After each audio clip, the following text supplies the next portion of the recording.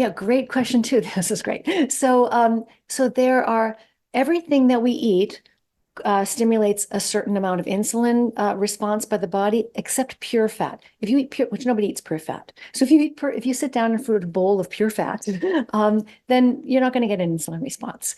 But we always eat fat mixed with other things. Protein stimulates insulin, carbohydrates stimulate insulin, in most cases even more than protein, and refined carbohydrates stimulate insulin the most. So if you let's see, I lost track of your question.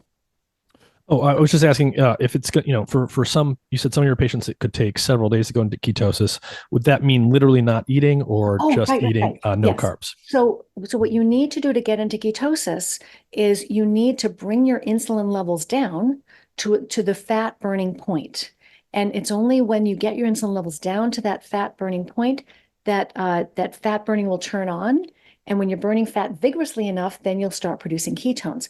So the because every that's where I was going with this. I lost track. Because every food you eat, except pure fat, because every food we eat stimulates insulin to some extent, the fastest way to get into ketosis is to not eat anything at all.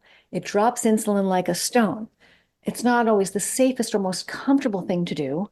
So I'm not saying that I would recommend that for everybody, because there are certainly people who should not do that. And it's very uncomfortable. It can be depending on what you're eating when you're not fasting, right? So if you don't eat anything at all, your insulin levels come down the fastest. And again, depending on your metabolic flex weight, whatever, that's going to be the fastest way for you getting into ketosis. But most people, when they're trying to get into ketosis, they are eating, they're not fasting, they're eating something. And what you want to do then, of course, is you want to eat foods that require the least amount of insulin to be processed. So that's going to be fat as the major component of your diet.